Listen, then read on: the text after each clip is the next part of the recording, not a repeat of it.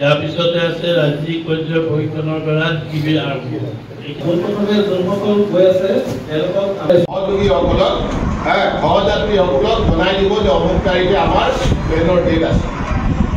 সেই 1.5 ঘণ্টাৰ আগৰ মানুহ থাকে তাত গৈ আমি ৰিপৰ্টিং কৰিব লাগিব।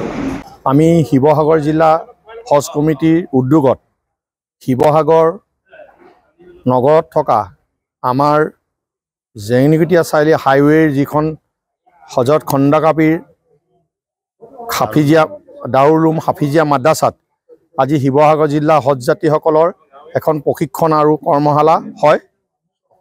অসম চৰকাৰৰ তৰফৰ পৰা যিখন নিৰ্দেশ আহিছিলে সেই নিৰ্দেশ মতে 3জন প্ৰশিক্ষক আহিছিলে। ইয়াত প্ৰশিক্ষণ শিবিৰ চলি আছে আৰু ইয়াত আমাৰ জিলাৰ উপায়ুক্ত হৈ পেলাই আমাৰ শিৱসাগৰ জিলাৰ মানে হজ কমিটিৰ যুটীয়া সম্পাদক গণেশ বড়োচাৰ আহিছিলে।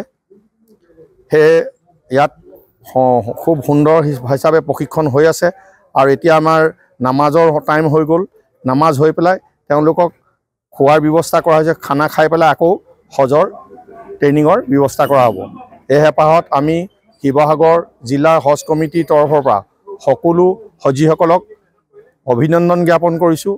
অসমৰ পৰা যিসকল হজীসকল যাব তেওঁলোককো অভিনন্দন জ্ঞাপন কৰিছোঁ আৰু তেওঁলোকক কৈছোঁ যাতে আমাৰ শিৱসাগৰ তথা অসম ভাৰতবৰ্ষৰ কাৰণে দোৱা কৰিবৰ কাৰণে। আৰু শিৱসাগৰ জিলা হজ কমিটিৰ তৰফৰ হেৰিত আপোনাৰ 65গৰাকী পুৰুষ মহিলা হজলৈ যাব ওলাইছে।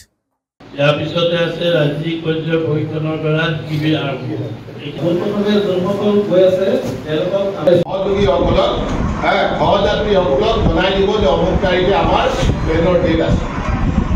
সেই 1.5 ঘণ্টাৰ আগৰ মানুহ থাকে তাত গৈ আমি ৰিপৰ্টিং কৰিব লাগিব। আমি শিৱসাগৰ জিলা হজ কমিটিৰ উদ্যোগত শিৱসাগৰ নগৰত থকা আমাৰ জেংনিকটীয়া চাৰিআলি হাইৱেৰ যিখন হজৰত খণ্ডকাপীৰ হাফিজিয়া দাৰুলুম হাফিজিয়া মাদ্ৰাছাত আজি শিৱসাগৰ জিলা হজ যাত্ৰীসকলৰ এখন প্ৰশিক্ষণ আৰু কৰ্মশালা হয়।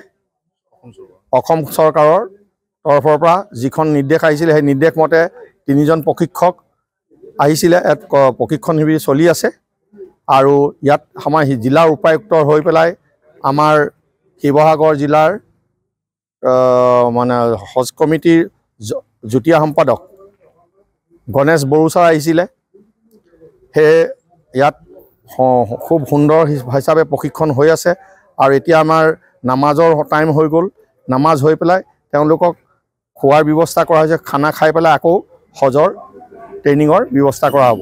এই হেঁপাহত আমি শিৱসাগৰ জিলাৰ হজ কমিটিৰ তৰফৰ পৰা সকলো হজীসকলক অভিনন্দন জ্ঞাপন কৰিছোঁ। অসমৰ পৰা যিসকল হজীসকল যাব তেওঁলোককো অভিনন্দন জ্ঞাপন কৰিছোঁ আৰু তেওঁলোকক কৈছোঁ যাতে আমাৰ শিৱসাগৰ তথা অসম ভাৰতবৰ্ষৰ কাৰণে দোৱা কৰিবৰ কাৰণে। আৰু শিৱসাগৰ জিলা হজ কমিটিৰ তৰফৰ হেৰিত আপোনাৰ 65গৰাকী পুৰুষ মহিলা হজলৈ যাব ওলাইছে।